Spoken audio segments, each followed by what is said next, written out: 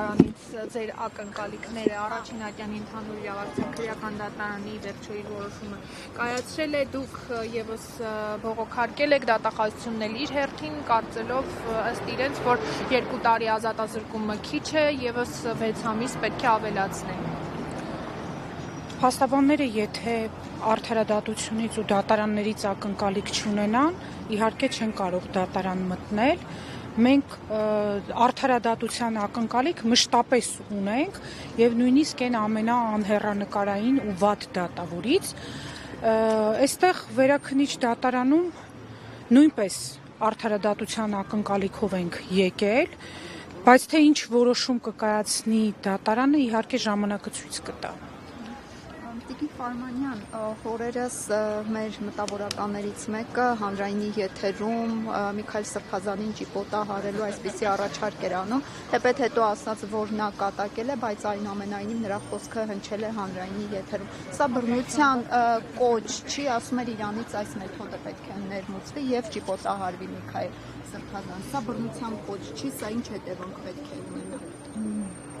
Իհարկե ես լրատվամիջոցներով ծանոթացա, ես չէի ճանաչում այդ մտավոր, հետո պարզեցի, որ հա, այդպես փնտրեցի, պարզեցի, շատ ցավալի է, որ մեր հայաստանյան իրականության մեջ մտավորականը նախ իրեն թույլ է տալիս նման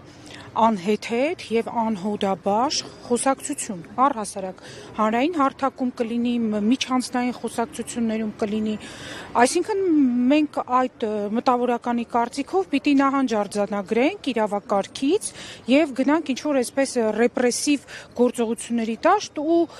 փոխադարձ հարց ունեմ, հա, տվյալ անձնավորությանը, իսկ իր կատարած արարքի համար մենք քանի ճիպոտ պիտի օգտագործենք եւ ինչ պարբերականությամբ։ Տիկին Ֆարմանյան, դուք ստախում եք Շիրակի մարզի թիմի հոգևորականներից մեկն ազանդել է, որ ազգային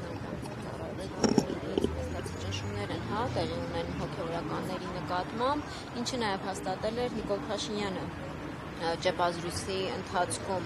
Այդ առումով որևէ իրավական գործընթաց նախաձեռնել եք հանցագործության մասին հաղորդում կա ներկայացված։ Շիրակի թեմի առանձին հոգևորականների նայեք, քանի որ մենք աշխատանքի բաժանում ենք արել, ես կոնկրետ այդ հանցագործություններով էլ ֆիզիկապես ի վիճակի չեմ զբաղվելու, որովհետև գերծանրաբեռնված եմ, ինչպես գիտեք, Արագածոտնի թեմի հոգևորականների վարութային գործողություններին մասնակցելով, ինչպես նաև Միքայել Սրբազանի գործին իմ մասնակցությամբ, ինչպես նաև իմ պաշտպանյալն է Մեղադրյալ Նաիրա Ալավերդյանը, մի խոսքով զուտ աշխատանքի բաժանման իմաստով ես այդ մասով տեղեկություն չունեմ, բայց իհարկե բոլոր հոգևորականների եւ բոլոր բռնությունների մասով անպայման իրավական արձագանք լինելու է։ Իսկ Արագածոտնի թեմի քահանաները, որոնց գործողներից դուք եք զբաղվում, այստեղ ինչ նորություններ կան։ Իրենք դեռ շարունակում են վկայի կարգավիճակում են, այո, Արագածոտնի թեմի բոլոր քահանաները վկայի կարգավիճակում են, իրենց բնակարաններում կատարված է ապօրինի խուզարկություններով։ Մենք օրինակ մեր պաշտպանական թիմը արդեն 4 որոշումով վերաքննիչ դատարանի ունենք բավարարված բողոքներ, որով մերժվել է քննիչի միջնորդությունը, ճանաչվել է տվյալ հոգևորականի իրավունքի խախտման փաստը, հետևաբար, այսինքն պարզ բառերով ասած, խուզարկությունը ապօրինի է ճանաչվել։ Հիմա մեր հաջորդող գործողությունները վերաբերելու են նրանցից վերցված գույքի իրերի վերադարձման հարցին, այդ process-ի մեջ են։ Այո, եւ նաեւ ես նշեմ, որ բոլոր վարութային ակտերը, որոնք կայացվել են Արագածոտնի թեմի հոգևորականների վերաբերյալ եւ պաշտպանական թիմը գտել է, որ ապօրինի է,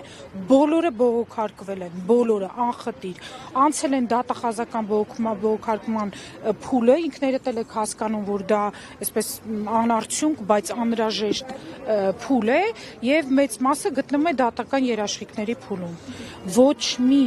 ապօրինի վարութային ակտ չի մնալու առանց բողոքարկման, ոչ մի քննիչ, ոչ մի դատախազ իրենց կայացրած ապօրինի վարութային ակտերով հանգիստ չի նստելու, ստորագրի ու հանգիստ նստի, այդպիսի բան չի լինելու, բոլորով բողոքները բերվել են, բոլորով պաշտպանական թիմը հետամուտ է լինելու։